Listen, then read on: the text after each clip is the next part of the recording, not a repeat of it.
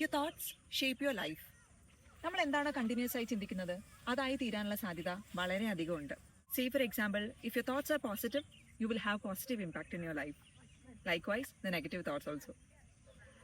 ഈ നമ്മളെ തോട്ട്സിന് നമ്മുടെ മൈൻഡിനെയും ഇമോഷൻസിനെയും നമ്മുടെ ബോഡീനെയും എല്ലാം കൺട്രോൾ ചെയ്യാനുള്ള പവർ ഉണ്ട്. നമ്മുടെ ചിന്തകളെ കൺട്രോളിൽ വരുത്തി കഴിഞ്ഞാൽ തന്നെ നമ്മുടെ ലൈഫിൽ സക്സസ്ഫുൾ ആയി എന്ന് തന്നെ പറയാം. ആയുർവേദത്തിൽ സാത്വിക ഗുണമുള്ള മനസ്സിനെ കുറിച്ച് പറയുന്നുണ്ട്. ശരീരത്തിന് എന്ന പോലെ മനസ്സിനും ഗുണങ്ങളുണ്ട്. സത്വ, രജ, തമോ ഗുണങ്ങൾ. ഇത് നമ്മുടെ ചിന്തകളെയും ആഗ്രഹങ്ങളെയും ഡിസിഷൻ മേക്കിങ്ങിനെയും വരെ ബാധിക്കും.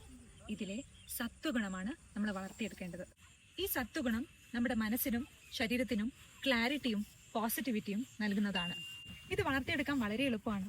ഒരു ശുദ്ധമായ ആഹാര രീതി, നല്ല ഉറക്കം, പിന്നെ മെഡിറ്റേഷൻ, അതുപോലെ ഗ്രാറ്റിറ്റ്യൂഡ്.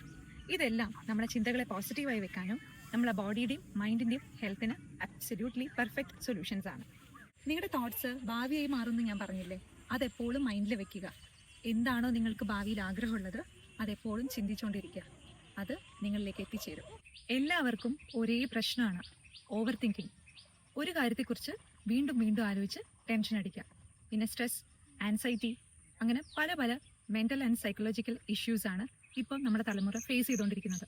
അപ്പം ഇത് മറികടക്കാൻ വേണ്ടി ഞാൻ കുറച്ച് ടിപ്സ് പറഞ്ഞുതരാം. ടിപ്പ് നമ്പർ 1, രാവിലെ എണീറ്റ ഉടനെ ഒരു 5 മിനിറ്റ് നമ്മുടെ ബോഡിക്ക് കമാൻഡ് കൊടുക്കുക. ദിവസം തുടങ്ങുന്നതിന് മുൻപേ തന്നെ നമ്മുടെ ചിന്തകളെ ഒന്ന് നന്നായി നിരീക്ഷിക്കുക. ഇതുവഴി ഡെയിലി ആക്ടിവിറ്റീസിൽ ഉണ്ടാകുന്ന സ്ട്രെസ് ആൻഡ് ആൻസൈറ്റി നമുക്ക് കൺട്രോൾ ചെയ്യാൻ പറ്റും. ടിപ്പ് നമ്പർ 2, മനസ്സിനെ ഹാപ്പി ആയി വെക്കുന്ന ആഹാരങ്ങൾ കഴിക്കുക. നമ്മൾ ഡ്രൈ ആയിട്ടുള്ളതും ഡീഹൈഡ്രേറ്റിംഗ് ആയിട്ടുള്ള ആഹാരങ്ങൾ കഴിക്കുമ്പോൾ നമ്മുടെ ബോഡിയിൽ വാദം ഇംപ്രൂവ് ചെയ്യാനുള്ള ചാൻസ് ഉണ്ട്. സോ അതെല്ലാം മാറ്റിവെച്ച് ലൈറ്റ് ആയിട്ടുള്ളതും വാം ആയിട്ടുള്ള ഫുഡ് ഐറ്റംസ് കൂടുതൽ കഴിക്കുക. ഇത് മനസ്സിനെ ആക്റ്റീവായി വെക്കാൻ വേണ്ടി സഹായിക്കും. ടിപ്പ് നമ്പർ 3, രാത്രി കിടക്കുന്നതിന് മുൻപ് ഒരു നന്ദിയുള്ള ഓർമ്മ അല്ലെങ്കിൽ ഒരു അനുഭവം നമ്മൾ എഴുതി വെക്കുക. ഇപ്പം നമുക്ക് ജേർണലിംഗ് ഒക്കെ ഉണ്ട്.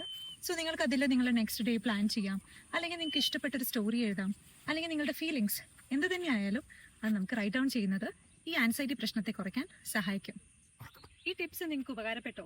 ഇതിൽ ഏതെങ്കിലും നിങ്ങൾ ഓൾറെഡി പ്രാക്ടീസ് ചെയ്യുന്നതായിരുന്നു? Tell me in the comments. Share with your friends and family who are in need.